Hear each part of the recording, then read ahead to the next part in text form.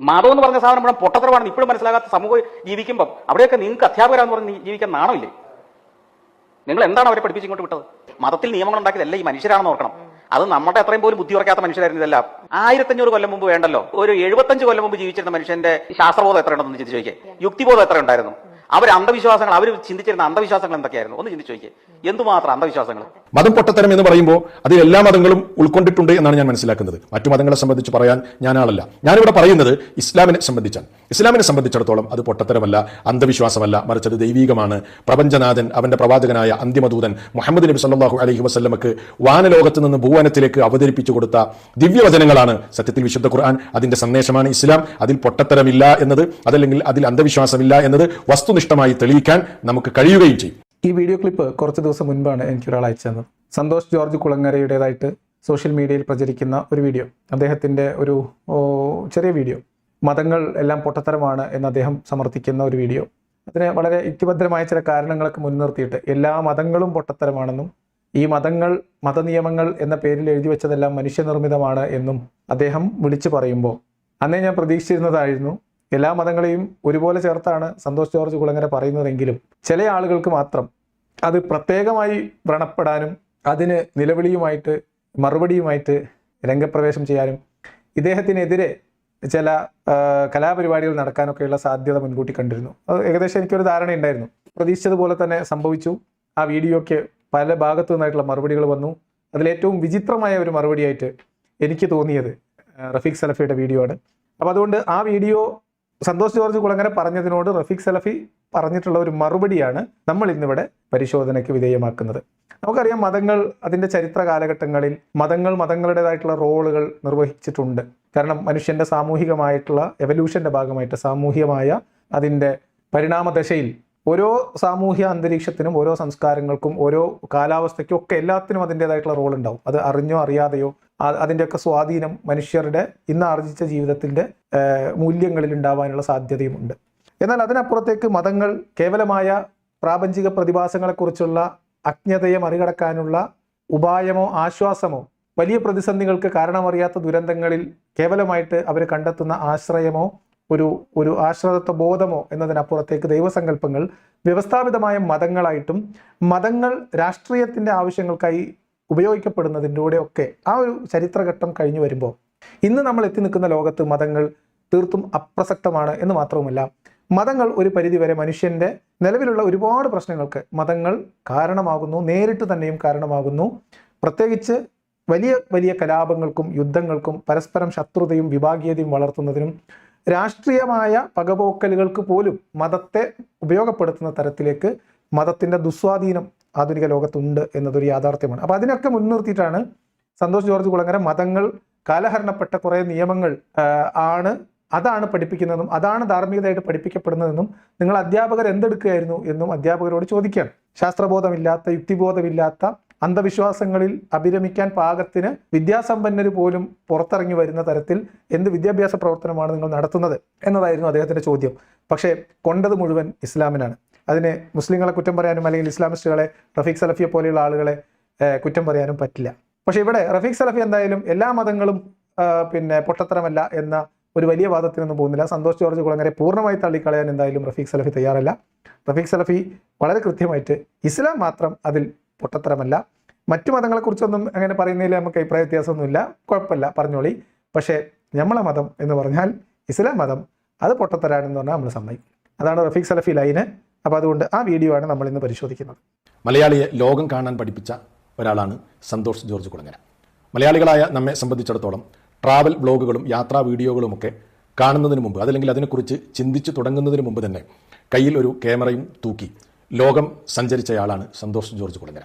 അദ്ദേഹം നിരവധി നാടുകളിലൂടെ, രാജ്യങ്ങളിലൂടെ സഞ്ചരിച്ച് നിരവധി സംസ്കാരങ്ങൾ, അതേപോലെ മതവിശ്വാസങ്ങൾ ഒക്കെ അദ്ദേഹം അടുത്ത് ഇടപഴകുകയും അതിനോടൊക്കെ ബന്ധപ്പെടുകയും ചെയ്ത ഒരാളാണ് സന്തോഷ് ജോർജ് കുളങ്ങര. നമുക്കറിയാവുന്ന കാര്യമാണ്. അദ്ദേഹത്തെക്കുറിച്ച് ധാരാളം കാര്യങ്ങൾ നമുക്ക് പറയാനുണ്ട്. പക്ഷേ ഞാൻ ആ ഭാഗത്തേക്കൊന്നും ഇപ്പോൾ പോകുന്നില്ല.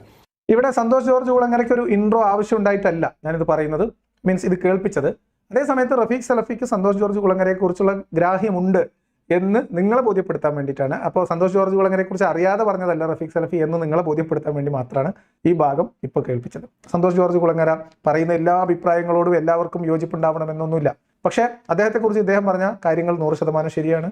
ട്രാവൽ ബ്ലോഗുകളുടെയൊക്കെ ആലോചനകൾ ഉണ്ടാവുന്നതിന് മുൻപ് വളരെ കഷ്ടപ്പെട്ട് ബുദ്ധിമുട്ടി പരിമിതമായ സൗകര്യങ്ങൾ ഉപയോഗപ്പെടുത്തിക്കൊണ്ട് ചെറിയ വരുമാനം അല്ലെങ്കിൽ വരുമാനം ഇല്ലാതെ തന്നെ യാത്രകൾ നടത്തുകയും അതൊരു പാഷനായിട്ട് കൊണ്ട് നടക്കുകയും അത് ആളുകളെ കാണിക്കാൻ വേണ്ടി കഷ്ടപ്പെടുകയൊക്കെ ചെയ്തിട്ടുള്ള ഒരാളാണ്, അതിലൊന്നും സംശയമില്ല. അപ്പോൾ അതുവഴി ലോകത്തിൻ്റെ പല ഭാഗങ്ങളിൽ പതിറ്റാണ്ടുകളായിട്ട് സഞ്ചരിക്കുകയും ഓരോരോ പ്രദേശങ്ങളിലുള്ള സംസ്കാരങ്ങളും ജനവിഭാഗങ്ങളും അവരുടെ വിശ്വാസങ്ങളും ആചാരങ്ങളും അവരുടെ രീതികളും ഒക്കെ അടുത്തറിയുകയും അവരുടെ വിശ്വാസങ്ങളും അന്ധവിശ്വാസങ്ങളും ഒക്കെ അടുത്തറിയുകയും പരിചയപ്പെടുകയും ചെയ്തിട്ടുള്ള സന്തോഷ് ജോർജ് കുളങ്ങര ആണ് ഈ അഭിപ്രായം പറഞ്ഞിട്ടുള്ളത് എന്ന് റഫീഖ് സലഫി ഒന്നുകൂടി ഓർക്കാൻ വേണ്ടിയിട്ടും ഈ മറുപടി കേൾക്കുമ്പോൾ നമ്മുടെ മനസ്സിലൊക്കെ അത് ഉണ്ടാവണം. റഫീഖ് സലഫിക്ക് സന്തോഷ് ജോർജ് കുളങ്ങരയെ കുറിച്ച് അറിയാത്തത് കൊണ്ടല്ല എന്ന് നമ്മളൊക്കെ ഓർത്തിരിക്കാൻ വേണ്ടിയിട്ടാണ് ആ ഭാഗം കേൾപ്പിച്ചത്. കുറച്ചുകൂടി ഇങ്ങനെയൊക്കെയാണെങ്കിലും അദ്ദേഹത്തിൻ്റെ എല്ലാ അഭിപ്രായങ്ങളോടും നമുക്ക് യോജിപ്പുണ്ടാകണമെന്നില്ലല്ലോ. കഴിഞ്ഞ ദിവസം അദ്ദേഹത്തിൻ്റെ ഒരു സംസാരത്തിൻ്റെ ഒരു ചെറിയ ഭാഗം, ഒരു ശകലം കേൾക്കുകയുണ്ടായി.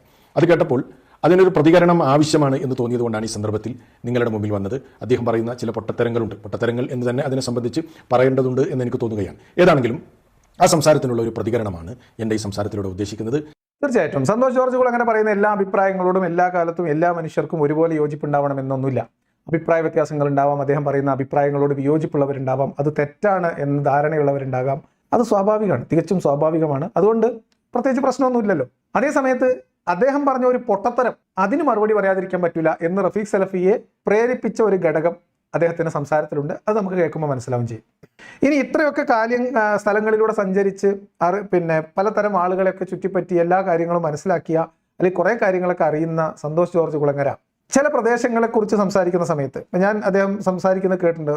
ഉസ്ബെക്കിസ്ഥാനെ കുറിച്ചാണ് എന്നാണ് എൻ്റെ ഓർമ്മ. അതുപോലെ അസർബൈജാനെ കുറിച്ചൊക്കെ പറയുന്ന സമയത്ത് ഇസ്ലാമിക രാഷ്ട്രങ്ങളിൽ അദ്ദേഹത്തിന് കിട്ടിയിട്ടുള്ള എന്താ പറയുക, ഒരു സ്വീകാര്യത, അദ്ദേഹത്തോട് അവർ ആതിഥ്യ മര്യാദയോടുകൂടി പെരുമാറിയത്, ഒരു അതിഥിയോട് അവർ പെരുമാറുന്നതിലുള്ള ഇതൊക്കെ പല ഇസ്ലാമിക സമൂഹങ്ങളിലും പല മുസ്ലിം സമൂഹങ്ങളിലും അദ്ദേഹത്തിന് ലഭിച്ചിട്ടുള്ള സ്നേഹം, സ്വീകരണം, അതിനെക്കുറിച്ചൊക്കെ അദ്ദേഹം വിശദമായി പല വീഡിയോകളിൽ പറഞ്ഞിട്ടുണ്ട്. ആ സമയങ്ങളിലൊക്കെ അദ്ദേഹം പറയുന്ന പൊട്ടത്തരാന്ന് റഫീഖ് സലഫിക്ക് തോന്നില്ല. കാരണം അത് ഇസ്ലാമിന് ഏതെങ്കിലും തരത്തിൽ ഗുണപരമായി ഉപയോഗിക്കാവുന്ന ഒരു സംഭവമാണ്. അതുകൊണ്ട് ഇദ്ദേഹം നോക്കൂ, സന്തോഷ് ജോർജ് കുളങ്ങര പറയുന്നത് കേൾക്കൂ എന്നൊക്കെ പറഞ്ഞിട്ട് വീഡിയോ ചെയ്യും. ഇത് ഇസ്ലാമിന്റെ മഹത്തരമാണ് എന്നൊക്കെ പറയും. അതേസമയത്ത് ഇവിടെ സ്പെസിഫിക് ആയിട്ട് മനുഷ്യരെ മതവിശ്വാസം അന്ധവിശ്വാസങ്ങളിൽ തളച്ചിടുന്നതിനെക്കുറിച്ചും അത് ലോകത്തിന്റെ പൊതുവായ പുരോഗതിക്ക് തടസ്സം നിൽക്കുന്നതിനെക്കുറിച്ചും പുതിയ തലമുറയിൽ ആധുനിക ലോകത്തിന്റെ എല്ലാ അറിവും ഉണ്ടായിട്ടും മതത്തിന്റെ പേരിൽ മനുഷ്യർ കലഹിക്കുന്നതും തമ്മിൽ തല്ലുന്നതും കൊന്നു തീർക്കുന്നതും ഒക്കെ കണ്ട് നിൽക്കുമ്പോൾ വിദ്യാഭ്യാസത്തിൽ ഉള്ള ചില പോരായ്മകൾ, മതവിശ്വാസത്തെ മറികടക്കത്തക്ക തരത്തിലുള്ള ശാസ്ത്രചിന്തയും യുക്തിബോധവും മാനവികതയും പൗരബോധവും ഒന്നും വിദ്യാഭ്യാസത്തിന്റെ ഭാഗമാക്കാത്തതിലുള്ള അദ്ദേഹത്തിന്റെ പ്രതിഷേധം പറഞ്ഞപ്പോൾ റഫീഖ് സലഫി ചാടി വീണിഞ്ഞു. ഇദ്ദേഹം പറഞ്ഞത് മുഴുവൻ പൊട്ടത്തരമല്ല, ചില പൊട്ടത്തരം. അപ്പോൾ ആ പൊട്ടത്തരങ്ങൾക്കുള്ള മറുപടിയാണെന്ന് റഫീഖ് സലഫി പറയുമ്പോൾ ഇനി അദ്ദേഹത്തെ ചൊടിപ്പിച്ച ഭാഗം എന്താണ് നമുക്ക് കേൾക്കാം. സന്തോഷ് ജോർജ് കുളങ്ങര പറയുന്നത് മതം എന്ന് പറയുന്നത് പൊട്ടത്തരമാണ്, മതത്തിന്റെ നിയമങ്ങൾ ഉണ്ടാക്കിയത് മനുഷ്യനാണ് എന്നൊക്കെയാണ് അദ്ദേഹം പറയുന്നത്. ഇത് കേട്ടാൽ നിങ്ങൾക്ക് തോന്നും ഇസ്ലാം മതം പൊട്ടത്തരാണ് എന്ന്, അല്ലെങ്കിൽ ഏതെങ്കിലും ഒരു സ്പെസിഫിക് മതം പൊട്ടത്തരമാണ് എന്ന് പറഞ്ഞു, ആ മതത്തിന്റെ നിയമങ്ങൾ മനുഷ്യരുണ്ടാക്കിയതാണ് എന്ന് പറഞ്ഞു എന്നൊക്കെ നമുക്ക് തോന്നും. പക്ഷേ വാസ്തവത്തിൽ സന്തോഷ് ജോർജ് കുളങ്ങര പറഞ്ഞത് എല്ലാ മതങ്ങളും പൊട്ടത്തരങ്ങളാണ് എന്നാണ്. മതങ്ങളെല്ലാം പൊട്ടത്തരമാണ്. നമുക്ക് എന്തായാലും ഒന്ന് കേൾക്കാം. മതം എന്ന് പറഞ്ഞ സാധനം ഇവിടെ പൊട്ടത്തരമാണെന്ന് ഇപ്പോഴും മനസ്സിലാകാത്ത സമൂഹം ജീവിക്കുമ്പോൾ അവിടെയൊക്കെ നിങ്ങൾക്ക് അധ്യാപകരാന്ന് പറഞ്ഞ് ജീവിക്കാൻ നാണമില്ലേ? നിങ്ങൾ എന്താണ് അവരെ പഠിപ്പിച്ച് ഇങ്ങോട്ട് വിട്ടത്? മതത്തിൽ നിയമങ്ങൾ ഉണ്ടാക്കിയതല്ല ഈ മനുഷ്യരാണെന്ന് ഓർക്കണം. അത് നമ്മുടെ അത്രയും പോലും ബുദ്ധി ഉറക്കാത്ത മനുഷ്യരായിരുന്നു ഇതെല്ലാം. 1500 കൊല്ലം മുമ്പ് വേണ്ടല്ലോ, ഒരു 75 കൊല്ലം മുമ്പ് ജീവിച്ചിരുന്ന മനുഷ്യന്റെ ഈ ശാസ്ത്രബോധം എത്ര ഉണ്ടെന്ന് ചിന്തിച്ച് ചോദിക്കേ, യുക്തിബോധം എത്ര ഉണ്ടായിരുന്നു? അവർ ചിന്തിച്ചിരുന്ന അന്ധവിശ്വാസങ്ങൾ എന്തൊക്കെയായിരുന്നു ഒന്ന് ചിന്തിച്ച് ചോദിക്കേ. എന്തുമാത്രം അന്ധവിശ്വാസങ്ങൾ. ഓക്കെ, അപ്പൊ മതം എല്ലാം മതം എന്ന് പറഞ്ഞാൽ മതങ്ങളെല്ലാം എന്ന് തന്നെയാണ് അർത്ഥം. അദ്ദേഹം അത് തന്നെയാണ് ഉദ്ദേശിച്ചതും അത് തന്നെയാണ് പറഞ്ഞത്. പക്ഷെ റഫീഖ് സലഫിക്ക് പ്രത്യേകമായിട്ട് പൊള്ളാനുള്ള കാരണം 1500 കൊല്ലം മുൻപുള്ള മതം, 1500 എന്നത് ഒരുപക്ഷെ അദ്ദേഹം ഇസ്ലാമിനെ ഉദ്ദേശിച്ച് പറഞ്ഞതായിരിക്കില്ല, മേ ബി ഇസ്ലാമിനെ ഉദ്ദേശിച്ച് പറഞ്ഞതാണെങ്കിലും വലിയ തെറ്റൊന്നുമില്ല. കാരണം ഏറ്റവും പുതിയ മതം 1500 കൊല്ലം മീൻസ് അതിനിടയിലുള്ള ബാക്കി ചെറിയ ചില്ലറ മതങ്ങളെ നമ്മൾ ഒഴിവാക്കുകയാണ്. ബാക്കി ഒരു 50 or 100 കൊല്ലം മുൻപുള്ള മനുഷ്യന്റെ ജീവിതവും ഇന്നത്തെ മനുഷ്യന്റെ ജീവിതവും അറിവും യുക്തിയും ശാസ്ത്രചിന്തയും ഒക്കെ എത്രയോ വ്യത്യസ്തമായിരുന്നു എന്ന് പറയുമ്പോൾ അവിടെ 1500 എന്നത് റഫീഖ് സലഫിക്ക് വല്ലാതെ കയറിക്കൊണ്ടു. അതുകൊണ്ടാണ് ഇത് എന്നെ ഉദ്ദേശിച്ചാണ്, എന്നെ തന്നെ ഉദ്ദേശിച്ചാണ്, എന്നെ മാത്രം ഉദ്ദേശിച്ചാണ് എന്ന നിലക്ക് റഫീഖ് സലഫി ചാടി വീണത്.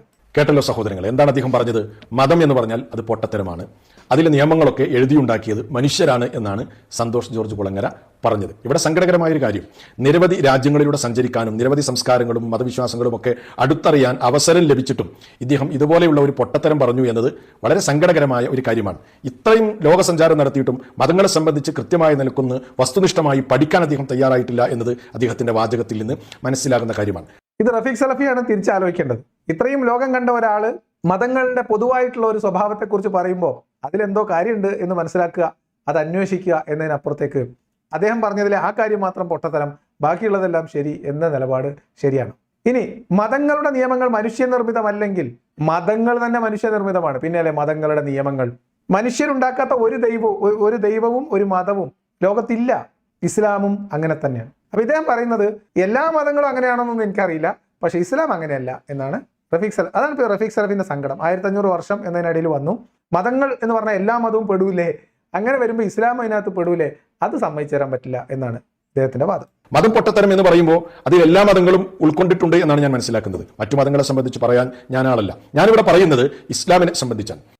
തീർച്ചയായിട്ടും റഫീഖ് സലഫിക്ക് അത് മനസ്സിലായിട്ടുണ്ട്. മതം എന്ന് പറയുമ്പോൾ എല്ലാ മതങ്ങളും പെടൂലേ എന്നാണ്. എല്ലാ മതങ്ങളും പെടുന്നതിൽ കുഴപ്പമില്ല, ഇസ്ലാം ഇല്ലാത്ത ബാക്കി എല്ലാ മതങ്ങളും പൊട്ടത്തരാണെന്ന് ഒരാൾ പറഞ്ഞു നോക്കട്ടെ.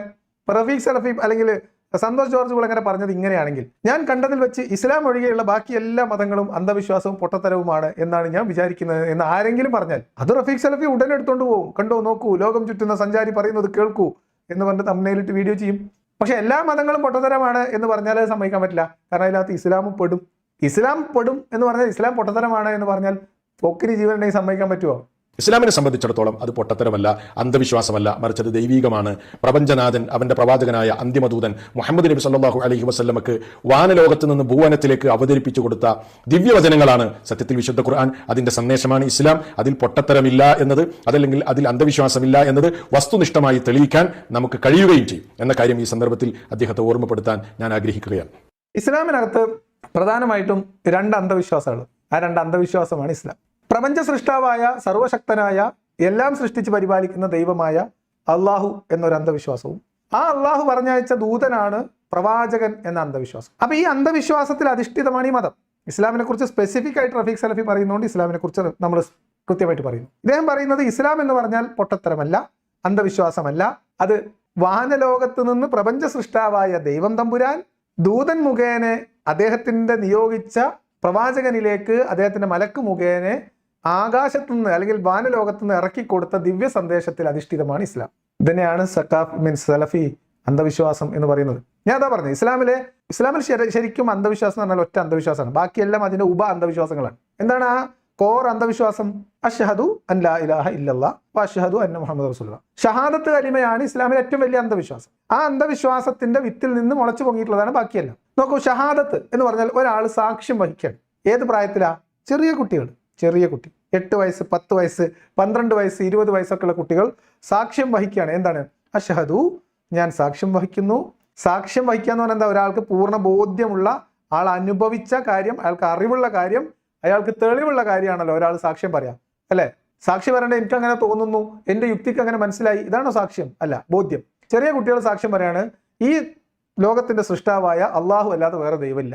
1ാം ക്ലാസ് പഠിക്കുന്ന കുട്ടി, 2ാം ക്ലാസ് പഠിക്കുന്ന കുട്ടി എന്ന് മാത്രമല്ല, മുഹമ്മദ് നബി അള്ളാഹുവിന്റെ പ്രവാചകനാണ്, അന്ത്യപ്രവാചകനാണ് എന്നും ഞാൻ സാക്ഷ്യം വഹിക്കുന്നു. മുഹമ്മദ് നബിനെ കണ്ടിട്ടില്ല, കേട്ടിട്ടില്ല. ഇനി ഞാൻ പറയുന്നത് മുഹമ്മദ് നബി അള്ളാഹു നിയോഗിച്ച പ്രവാചകനാണെന്ന് മുഹമ്മദ് നബിക്ക് തന്നെ തെളിവില്ല. മുഹമ്മദ് നബിക്ക് തന്നെ തെളിയില്ല, ഉറപ്പൊന്നുമില്ല മുഹമ്മദ് നബിക്ക്. മുഹമ്മദ് നബി എങ്ങനെയാണ് അത് കൺഫേം ചെയ്തത് എന്നത് എന്റെ ചോദ്യം അവിടെ കിടക്കുന്നുണ്ട്. അതിന് ചില ആളുകൾ എന്റെ പേരും പറയാതെ കുറെ മറുപടി വീഡിയോകളൊക്കെ ഇട്ടത് കണ്ടു. റിസാലത്തിന്റെ തെളിവുകൾ 32 തെളിവുകൾ 28 തെളിവുകൾ എന്നൊക്കെ പറഞ്ഞിട്ട് ഒന്നുമില്ല. പട്ടപൂജ്യമാണ് തെളിവ്. മുഹമ്മദ് നബി ദൈവത്തിന്റെ, അള്ളാഹു എന്നൊരു ദൈവമുണ്ട് എന്ന് സങ്കല്പിച്ചാൽ പോലും ആ ദൈവം നിയോഗിച്ച പ്രവാചകനാണ് താൻ എന്നതിന് അത് കൺഫേം ചെയ്യാനുള്ള ഒരു തെളിവും മുഹമ്മദിന് കിട്ടിയിട്ടില്ല. മുഹമ്മദിന്റെ സമകാലികർക്ക് അത് ബോധ്യപ്പെടുത്താൻ മുഹമ്മദിന് കഴിഞ്ഞിട്ടും ഇല്ല. അപ്പൊ ഈ അന്ധവിശ്വാസത്തിൽ അധിഷ്ഠിതമാണ് ഇസ്ലാം. അപ്പൊ റഫീഖ് സലഫി എന്തുകൊണ്ടാണ് പിന്നെ അതിൽ അന്ധവിശ്വാസം ഇല്ല എന്ന് പറയുന്നത്? ആകെ നനഞ്ഞാൽ പിന്നെ കുളിരില്ല, അത്രേ ഉള്ളൂ. അപ്പൊ നിങ്ങളൊരു തണുപ്പുള്ള അന്തരീക്ഷത്തിൽ, തണുപ്പുള്ള തടാകത്തിൽ ഇറങ്ങി നിന്നാൽ പിന്നെ നിങ്ങൾക്ക് വേറെ തണുപ്പൊന്നുമില്ല, നിങ്ങൾ ആകെ കുളിരിലാണ്. പിന്നെ നിങ്ങളുടെ മുഖത്തേക്ക് മേലിലേക്ക് കുറച്ച് വെള്ളം ഒഴിച്ചാൽ നിങ്ങൾക്ക് പ്രത്യേകിച്ച് തണുപ്പൊന്നും തോന്നില്ല. കാരണം അതങ്ങനെയാണ്, നിങ്ങൾ അന്ധവിശ്വാസത്തിലാണ്. അന്ധവിശ്വാസത്തിന്റെ നാമ്പിൽ കിളിർത്ത ഒരു അന്ധവിശ്വാസ ചെടി മാത്രമാണ് ഇസ്ലാം. അതുകൊണ്ടാണ് റഫീഖ് സലഫിക്ക് അത് അന്ധവിശ്വാസമാണ് എന്ന് പോലും മനസ്സിലാവാം. ഇനി താങ്കൾ പറഞ്ഞല്ലോ മതം പൊട്ടത്തരമാണ് എന്ന്, അല്ലെങ്കിൽ അന്ധവിശ്വാസമാണ് എന്ന്. താങ്കളോട് ഞാൻ ചോദിക്കട്ടെ, നിങ്ങൾക്ക് സാധിക്കുമോ ഇസ്ലാമിൽ എന്തൊക്കെ കാര്യങ്ങളാണ് അന്ധവിശ്വാസമായിട്ടുള്ളത്, അതല്ലെങ്കിൽ പൊട്ടത്തരമായിട്ടുള്ളത്? താങ്കൾക്ക് അതൊന്ന് ലിസ്റ്റ് ചെയ്യാൻ കഴിയുമോ? അതൊന്ന് പോയിന്റ് ഔട്ട് ചെയ്യാൻ താങ്കൾ തയ്യാറാകുകയാണെങ്കിൽ അത് താങ്കളുടെ വെളിച്ചത്തിലേക്കുള്ള സഞ്ചാരത്തിന്റെ യാത്രയുടെ ഒരു തുടക്കമായിരിക്കുമെന്ന് പറയാൻ എനിക്ക് സാധിക്കും. അതെ, സന്തോഷ് ജോർജ് കുളങ്ങര അതാണ് പറയുകയാണെങ്കിൽ, അതായത് ഇസ്ലാമിൽ എന്തൊക്കെ അന്ധവിശ്വാസമാണുള്ളത്, എന്തൊക്കെ പൊട്ടത്തരാണുള്ളത് എന്ന് വിശദീകരിച്ചാൽ, ലിസ്റ്റ് ചെയ്താൽ, അന്ന് മുതൽ സന്തോഷ് ജോർജ് കുളങ്ങര ഇസ്ലാമിന്റെ വെളിച്ചത്തിലേക്ക് നടന്നെടുത്തുകൊണ്ടിരിക്കുകയാണ് സുഹൃത്തുക്കളെ. ഞാൻ കഴിഞ്ഞ 3.5 കൊല്ലമായിട്ട് ഈ പണിയാണ് ചെയ്യുന്നത്. എന്ത്? ഇസ്ലാമിന്റെ അന്ധവിശ്വാസങ്ങൾ, ഇസ്ലാമിലെ പൊട്ടത്തരങ്ങൾ, ഇസ്ലാമിന്റെ മാനവിക വിരുദ്ധത, ഇസ്ലാം ആധുനിക മനുഷ്യനെ എന്തുകൊണ്ട് യോജിച്ചതല്ല, ഇസ്ലാം ആ മതത്തിനകത്തുള്ള മനുഷ്യരെ എങ്ങനെ ബാധിക്കുന്നു, ചുറ്റുമുള്ള മനുഷ്യരെ എങ്ങനെ ബാധിക്കുന്നു, എന്തുകൊണ്ട് ഇസ്ലാം എന്ന് പറയുന്ന ഇന്ന് നമ്മുടെ മുമ്പിലുള്ള ഈ വ്യവസ്ഥാപിത മതം മാനവിക സമൂഹത്തിന് ഗുണകരമല്ല, മുസ്ലിം സമൂഹത്തിനും ലോകത്തിന് പൊതുവിലും അത് ഗുണകരമല്ല എന്നതിന്റെ കൃത്യമായ കാരണങ്ങൾ തെളിവ് നിരത്തി വിളിച്ചു പറഞ്ഞുകൊണ്ടിരിക്കുകയാണ്.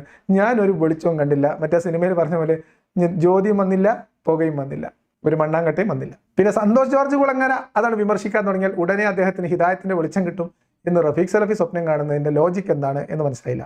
ആ ലോജിക്ക് ഇങ്ങനെയാണ്. ഈ മാർക്കറ്റിങ്ങിലൊക്കെ ഒരു തന്ത്രമായിട്ട് പ്രയോഗിക്കാറുണ്ട്. ഇത് അവരും മേടിച്ചു, ഇവരും മേടിച്ചു, അവരുടെ കയ്യിലുണ്ട്, ഇവരുടെ കയ്യിലുണ്ട്, അല്ലേ? ഈ ഡയറക്റ്റ് മാർക്കറ്റിങ്ങിനൊക്കെ വീട്ടിൽ വരുന്ന കുട്ടികൾ പറയും, സാർ ഇത് നല്ല പ്രൊഡക്റ്റാണ്, നിങ്ങൾ അടുത്ത വീട്ടിലെ ആ ഒരു ടീച്ചർ ഉണ്ടല്ലോ, അവർ 2 എണ്ണമാണ് മേടിച്ചത്, കാരണം അത് അത്രയും അത്യാവശ്യമുള്ള സാധനമാണ്, അതുകൊണ്ട് നിങ്ങളിത് നോക്കിക്കോളൂ എന്നതുപോലെ റഫീഖ് സലഫി ഒരു മാർക്കറ്റിംഗ് തന്ത്രം പയറ്റാണ്. കേട്ടോളൂ. കാരണം ഇസ്ലാമിനെ ശക്തമായ നിലയ്ക്ക് വിമർശിച്ച പലരും ലോകത്ത് കടന്നുപോയിട്ടുണ്ട്. അവരൊക്കെ പിന്നീട് അതിന്റെ അനുയായികളായി മാറിയ ചരിത്രമാണ് നമ്മുടെ മുമ്പിലുള്ളത്. നിങ്ങൾക്ക് തന്നെ അതിൽ ധാരാളം സെർച്ച് ചെയ്താൽ കാണാൻ കഴിയും. ഇന്നിന്റെ ലോകത്ത് തന്നെ ധാരാളം ഉദാഹരണങ്ങൾ ആ വിഷയത്തിൽ നമുക്ക് എടുത്തു കാണിക്കാൻ കഴിയും.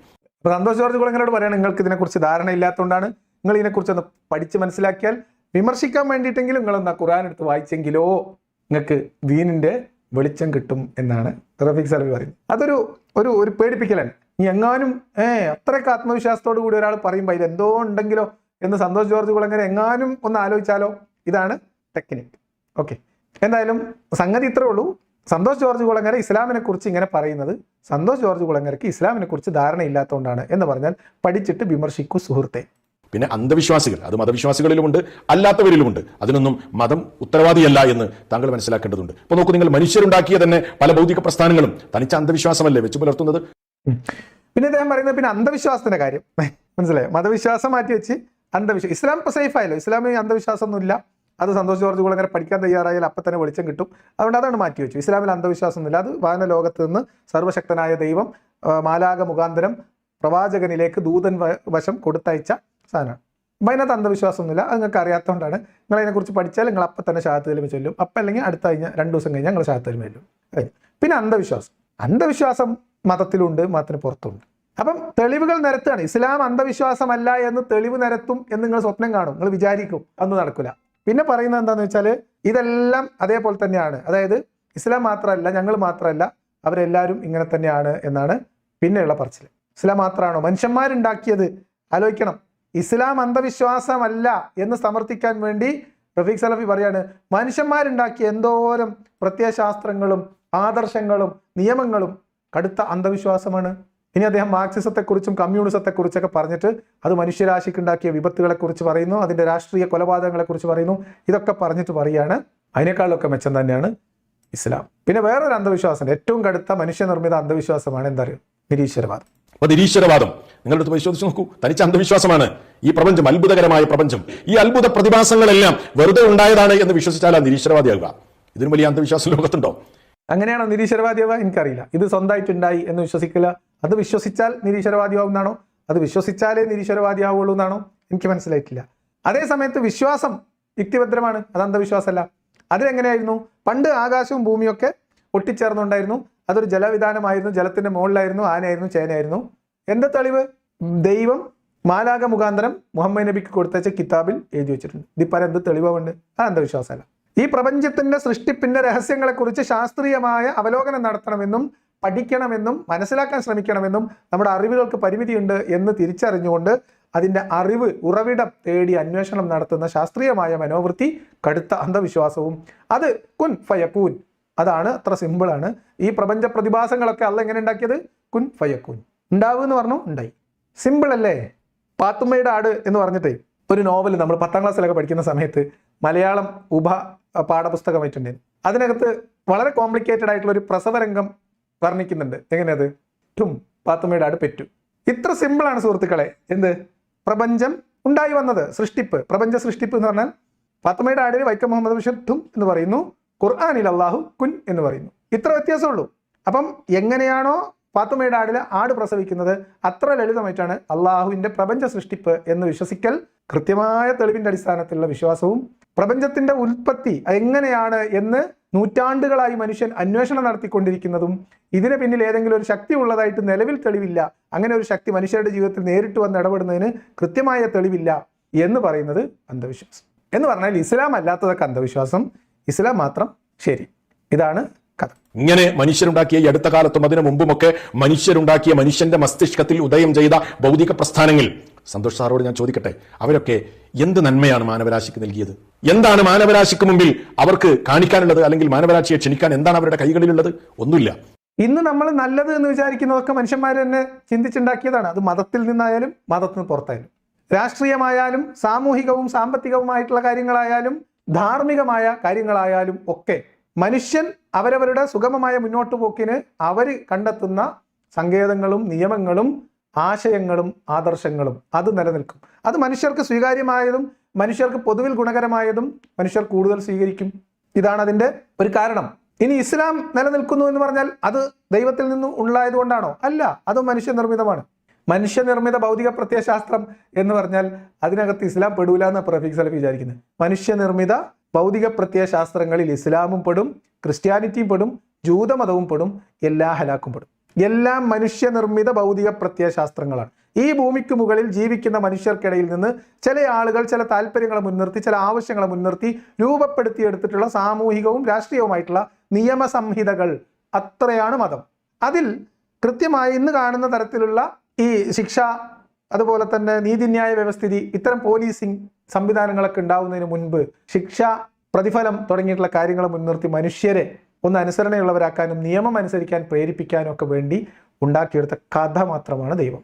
പിന്നെ മനുഷ്യന്റെ സ്വാഭാവികമായിട്ടും അജ്ഞതയിൽ നിന്ന് ഉടലെടുത്ത അവരുടെ ഭയങ്ങളും അതുപോലുള്ള കുറേ കാര്യങ്ങൾ, ഇത് രണ്ടും ചേർന്നിട്ടാണ് മതങ്ങൾ രൂപപ്പെട്ടിട്ടുള്ളതും നിലനിന്നിട്ടുള്ളതും. അത് എത്ര ശക്തമായിട്ട് മനുഷ്യർ ഭൗതികമായി എത്ര ശക്തമായിട്ട് ഇമ്പോസ് ചെയ്യാൻ കഴിയുന്നോ അത്ര ശക്തമായിട്ട് അത്ര കാലം മതം നിലനിൽക്കും.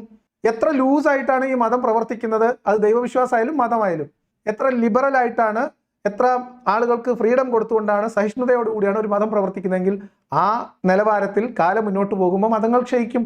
അതാണ് മതങ്ങളുടെ എല്ലാം ചരിത്രം. ഏറ്റവും ശക്തമായി നിലനിൽക്കുകയും ഏറ്റവും കെട്ടുറപ്പോടുകൂടി നിലനിൽക്കുകയും ചെയ്യുന്നു എന്ന് പറഞ്ഞാൽ അതിനർത്ഥം അത് മതമായാലും രാഷ്ട്രീയ പാർട്ടികളാണെങ്കിലും അത് വളരെ കണിശമായ മനുഷ്യത്വ വിരുദ്ധമായ നിയമങ്ങൾ ഉൾപ്പെടെയുള്ള ക്രൂരമായ നിയമങ്ങളും കൃത്യമായ സംവിധാനങ്ങളും ഉപയോഗപ്പെടുത്തുന്നു എന്നേ അർത്ഥമുള്ളൂ. ഇപ്പൊ ഇസ്ലാം എങ്ങനെയാണ് ലോകത്ത് നിലനിൽക്കുന്നത്? മുസ്ലിം രാജ്യങ്ങളിൽ അകത്ത് നടക്കുന്ന സർവേകളിൽ പുറത്തു വരുന്ന കാര്യം, ഇസ്ലാം എന്ന് പറയുന്ന ഭൗതികമായ രാഷ്ട്ര സംവിധാനത്തിന്റെ നിയമങ്ങളെ ഭയപ്പെട്ടുകൊണ്ട് അവരങ്ങനെ നിയമം അനുസരിച്ച് ജീവിക്കുന്നു എന്നേ ഉള്ളൂ. അതല്ലാതെ ഇതിന്റെ ദൈവികതയിലൂന്നിയ തെളിവിന്റെ അടിസ്ഥാനത്തിൽ അവർ ആ മതത്തിന് കീഴ്പ്പെട്ടുകൊണ്ട് ഇസ്ലാമിക നിയമം അനുസരിക്കുകയല്ല ചെയ്യുന്നത്. മതനിയമങ്ങൾ രാഷ്ട്ര നിയമങ്ങളായിട്ട് ഇമ്പോസ് ചെയ്യപ്പെടുന്നിടത്ത് ആ ജനത ഗതികേട് കൊണ്ട് അതനുസരിക്കുന്നു. അങ്ങനെ നിങ്ങൾ അതിനെ ഇസ്ലാമിക രാഷ്ട്രം എന്ന് പേര് വിളിക്കുന്നു. അത്ര ലളിതമാണ്. അപ്പൊ ഭൗതികമായി ഉണ്ടായി വന്നതും ഭൗതികമായി നിലനിർത്തിക്കൊണ്ടുപോകുന്നതുമായിട്ടുള്ള ഭൗതിക പ്രത്യയശാസ്ത്രങ്ങൾ, മനുഷ്യനിർമ്മിത ഭൗതിക പ്രത്യയശാസ്ത്രങ്ങൾ തന്നെയാണ് ഇസ്ലാം ഉൾപ്പെടെയുള്ള സകല മതങ്ങൾ. ഇസ്ലാം എന്ന് പറയുന്ന മതം ഉണ്ടാക്കിയത് മുഹമ്മദാണ്. ഈ പല ആൾക്കാരും പറയുന്ന വലിയൊരു കഥയാണ് ഇസ്ലാമിന്റെ ഉപജ്ഞാതാവ് വേറെ ആരാണ്, അള്ളാഹ്, ഇന്നദ്ദീന ഇൻദല്ലാഹിൽ ഇസ്ലാം എന്നാണ്. ഒന്നുമല്ല, മുഹമ്മദ് ഉണ്ടാക്കിയ മതമാണ് ഇസ്ലാം. മുഹമ്മദിന് മുമ്പ് ഇസ്ലാം എന്ന് പറയുന്ന ഒരു മതത്തിന് മുഹമ്മദിന് മുൻപ് മുഹമ്മദ് പറഞ്ഞതല്ലാത്ത ഒരു തെളിവ് നിങ്ങൾ കൊണ്ടുവരും. അപ്പൊ നമുക്ക് അതിനെക്കുറിച്ച് ആലോചിക്കാം. അപ്പം ഇസ്ലാം മതത്തിന്റെ സ്ഥാപകൻ ആരാണ്? വിശ്വാസികൾ സമ്മതിക്കൂല, പക്ഷെ വിശ്വാസികൾ ആലോചിച്ചിട്ട് തെളിവ് അന്വേഷിക്കേ, ഉസ്താദ്മാരോട് ചോദിക്കേ, ആരാണ് ഇസ്ലാം ഉണ്ടാക്കിയത്? മുഹമ്മദ് നബി. മുഹമ്മദ് നബി അല്ലാതെ ഇസ്ലാം ഉണ്ടാക്കിയിട്ടില്ല, ഇസ്ലാം ഉണ്ടായിട്ടില്ല. വിശ്വാസികൾ തെളിവ് അന്വേഷിച്ചോളൂ, കിട്ടുകയാണെങ്കിൽ പറഞ്ഞു തരും, നമുക്കൊക്കെ പഠിക്കാലോ. ഇസ്ലാമിനെ സംബന്ധിച്ചിടത്തോളം നൂറ്റാണ്ടുകളിൽ അതിജയിച്ച ഒരു ആദർശമാണ് ഇസ്ലാം. അതിന് കൃത്യമായൊരു കാഴ്ചപ്പാടുണ്ട്, കൃത്യമായൊരു സന്ദേശമുണ്ട്. അത് ഇസ്ലാമിന്റെ മാധുര്യവും അതിന്റെ പ്രകാശവും മനസ്സിലാക്കിയവർക്കാണ് ഈ രൂപത്തിലുള്ള ഭൗതിക പ്രസ്ഥാനങ്ങളുടെ ഇരുട്ട് മനസ്സിലാക്കാൻ കഴിയുക.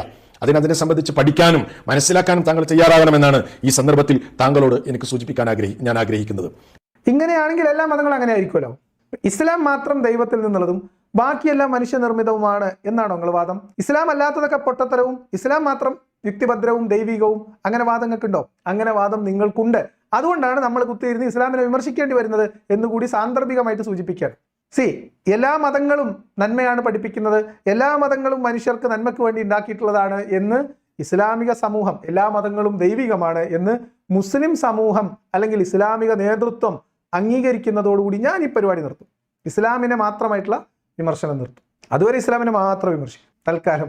ബാക്കി എല്ലാ മതങ്ങളും വിചാരിക്കുന്നത് മതങ്ങൾ ദൈവികമാണ് എന്നാണ്, ദൈവത്തെ അനുസരിക്കണം, അംഗീകരിക്കണം, നന്നായിട്ട് ജീവിക്കണം എന്നാണ് എല്ലാ മതങ്ങളും പറയുന്നത്. എല്ലാ മതങ്ങളും നന്മയാണ് ആഗ്രഹിക്കുന്നത്, ആവശ്യപ്പെടുന്നത് എന്നാണ് പൊതുവെ എല്ലാ മതങ്ങളും പറയാം. പക്ഷെ ഇസ്ലാം അത് പറയാൻ തയ്യാറല്ല. ഇസ്ലാമിന്റെ പ്രശ്നം അതാണ്. ഇസ്ലാം പറയുന്നത് ഇവിടെ നോക്കൂ, പൊട്ടത്തരം, ഇസ്ലാം പൊട്ടത്തരാറിനെ സമ്മതിക്കൂല, ബാക്കി എന്തായാലും കുഴപ്പമില്ല. അങ്ങനെയാണോ? മറ്റെല്ലാ മതങ്ങളും പോലെ ഒരു മതം, അത്രയേ ഉള്ളൂ ഇസ്ലാമും.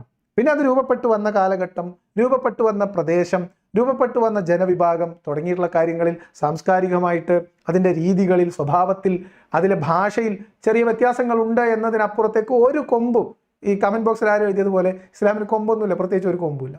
ഇസ്ലാം ജൂതമതത്തിന്റെ വേറൊരു പതിപ്പ്. വേറെ എന്താ ഇസ്ലാം? വേറെ ഒന്നുമില്ല. ഇനി ഇസ്ലാമിന്റെ കോപ്പി ആയിട്ടുള്ള കുറെ സാധനങ്ങളുണ്ട്. കമ്മ്യൂണിസം അതുപോലത്തെ ഒരു സാധനമാണ്. അതും കടുത്ത അന്ധവിശ്വാസമാണ്, അതിൽ സംശയമൊന്നുമില്ല. ഇസ്ലാമിന്റെ കോപ്പിയാണ്. ഇസ്ലാമിന്റെ പല സങ്കേതങ്ങളും നമുക്ക് ജൂതമതത്തിൽ മീൻസ് കമ്മ്യൂണിസത്തിൽ കാണാൻ പറ്റും. നമ്മുടെ നാട്ടിൽ ഇപ്പോൾ ഉണ്ടായി വരുന്ന, ഉരുത്തിരിഞ്ഞു വരുന്ന തീവ്ര ദേശീയതയിൽ അധിഷ്ഠിതമായിട്ടുള്ള ഇന്ത്യയിലെ സംഘപരിവാർ പൊളിറ്റിക്സ്, അവർ മുന്നോട്ട് വെക്കുന്ന ഹിന്ദുത്വ, അത് ഇസ്ലാമിന്റെ വേറൊരു കോപ്പിയാണ് സുഹൃത്തുക്കളെ. ഇസ്ലാമിന്റെ ഇന്ത്യൻ പതിപ്പാണ്, ആധുനിക ഇന്ത്യൻ പതിപ്പാണ്. മുഹമ്മദ് ഇസ്ലാം രൂപീകരിക്കുമ്പോൾ ഉപയോഗിച്ച പല ടെക്നിക്കുകളും ഇന്ത്യയിൽ ഇന്ന് ഈ ഹിന്ദുത്വ രാഷ്ട്രീയം ഉപയോഗിക്കുന്നത് നിങ്ങൾക്ക് കണ്ണിൽ കാണാൻ കഴിയും. ഇഷ്ടം പോലെ തെളിവുകളുണ്ട്, സമാനതകൾ അനവധിയാണ്. മുഹമ്മദിന് പഠിക്കുകയാണോ ഇവർ എന്ന് സംശയിച്ചാൽ പോലും തെറ്റു പറയാൻ പറ്റില്ല. അപ്പൊ അതിലൊന്നും വലിയ കാര്യമൊന്നുമില്ല. പിന്നെ താങ്കൾ പറഞ്ഞല്ലോ, ഇപ്പോൾ 1500 കൊല്ലം പോയിട്ട് ഒരു 75 കൊല്ലം മുമ്പുള്ള മനുഷ്യന്റെ യുക്തിബോധത്തെ സംബന്ധിച്ച് താങ്കൾ പറഞ്ഞല്ലോ. താങ്കൾ മനസ്സിലാക്കേണ്ട ഒരു കാര്യമുണ്ട്. മനുഷ്യ സമൂഹത്തെ സംബന്ധിച്ച് നമ്മൾ പരിശോധിക്കുകയാണെങ്കിൽ മനുഷ്യ സമൂഹം ഓരോ കാലഘട്ടത്തിന് ശേഷമാണ് അത് ഡെവലപ്പ് ചെയ്തു വന്നിട്ടുള്ളത്. അതുകൊണ്ട് തന്നെ മുൻഗാമികൾ അവരുടെ ചിന്തയും അവരുടെ ശാസ്ത്രബോധവും അവർ നൽകിയ സംഭാവനകളൊന്നും നമ്മൾ യൂസ് ചെയ്യുകയില്ല, ഉപയോഗപ്പെടുത്തുകയില്ല എന്നൊരാൾ പറയുകയാണെങ്കിൽ, അല്ലെങ്കിൽ അങ്ങനെ ഒരു തീരുമാനം എടുക്കുകയാണെങ്കിൽ മനുഷ്യൻ ആദിമ യുഗത്തിൽ തന്നെയായിരിക്കും. ഇവിടെ മുതൽ കൃത്യമായിട്ട് ശ്രദ്ധിക്കണം. റഫീഖ് സലഫിക്ക് ഈയിടെയായിട്ട് നല്ല മാറ്റമുണ്ട്. അത് നിങ്ങൾ ശ്രദ്ധിച്ചിട്ടുണ്ടോ എന്ന് എനിക്കറിയില്ല. ഇതിനു മുൻപ് നമ്മൾ റഫീഖ് സലഫിയുടെ ഒരു വീഡിയോ പരിശോധിച്ചപ്പോഴും ഇതിന് സമാനമായ ഒരു കാര്യം അദ്ദേഹം വൈദ്യശാസ്ത്രവുമായി ബന്ധപ്പെട്ട് പറയുന്നത് കേട്ടു. കാലം പുരോഗമിക്കും തോറും വൈദ്യശാസ്ത്രത്തിൽ, അതായത് പ്രവാചക ചികിത്സയിലെ ചില കാര്യങ്ങളെക്കുറിച്ച് പറയുമ്പോൾ അതിൽ അങ്ങനെ അങ്ങോട്ട് കേട്ടപാടെ വിശ്വസിക്കേണ്ടതൊന്നുമില്ല. ചികിത്സാ സംബന്ധമായ, വൈദ്യശാസ്ത്ര സംബന്ധമായ അറിവുകളൊക്കെ ഇങ്ങനെ പുരോഗമിച്ച് പോകുമ്പോൾ പുതിയ അറിവുകൾ വരുമ്പോൾ നമ്മളത് സ്വീകരിക്കുകയാണ് വേണ്ടത് എന്ന് അദ്ദേഹം പറയുന്നത് കേട്ടു. അതിന് സമാനമായ ഒരു ആശയമാണ് ഇദ്ദേഹം പറയുന്നത്. അദ്ദേഹം അറിഞ്ഞുകൊണ്ട് പറഞ്ഞാണോ ആ ഉദ്ദേശത്തിൽ പറഞ്ഞാണോ എന്ന കാര്യത്തിൽ എനിക്ക് വ്യക്തതയില്ല.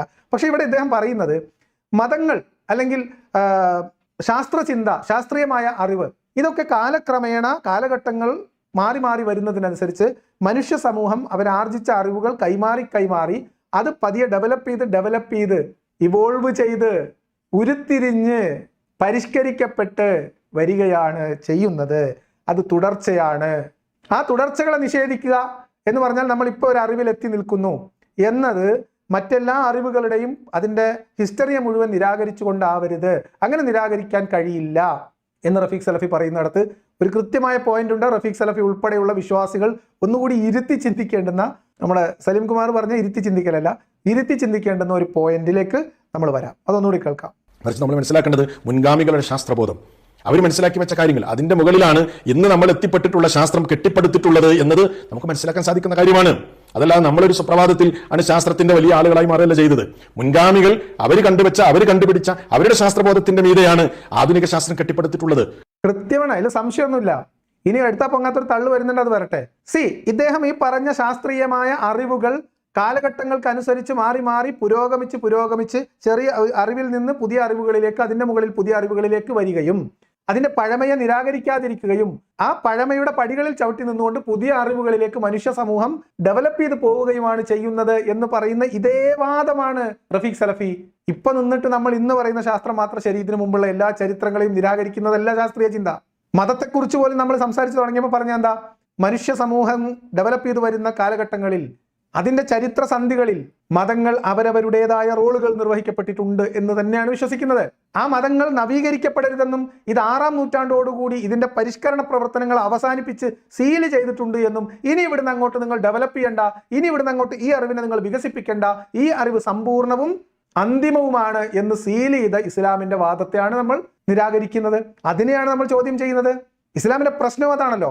6-ാം നൂറ്റാണ്ടിലെ അല്ലെങ്കിൽ 7-ാം നൂറ്റാണ്ടിന്റെ തുടക്കത്തിൽ ലോകത്തെക്കുറിച്ചുള്ള അറിവുകൾ സീൽ ചെയ്യപ്പെടുന്നു. നിയമങ്ങൾ, മനുഷ്യന്റെ സാമൂഹിക രാഷ്ട്രീയ വ്യവഹാരങ്ങളുമായി ബന്ധപ്പെട്ട സകല കാര്യങ്ങളും നിർത്തലാക്കുന്നു. അവിടെ നിങ്ങൾ ചാണിന് ചാൺ, ഇഞ്ചിന് ഇഞ്ച്, മുഴത്തിന് മുഴം, അതിനെ പിൻപറ്റണം എന്ന് പറയുന്ന ആൾക്കാരാണ് സലഫുകൾ. എന്താ സലഫ് എന്ന് പറഞ്ഞാൽ?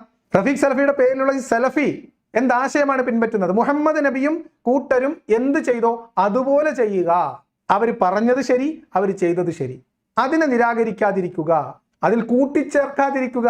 റഫീഖ് സലഫി നേരത്തെ പറഞ്ഞ അറിവുകൾ, പുതിയ അറിവുകൾ കൂട്ടിച്ചേർക്കുക എന്ന പ്രക്രിയ, അത് നിങ്ങൾ സമ്മതിച്ച പ്രശ്നം തീർന്നു.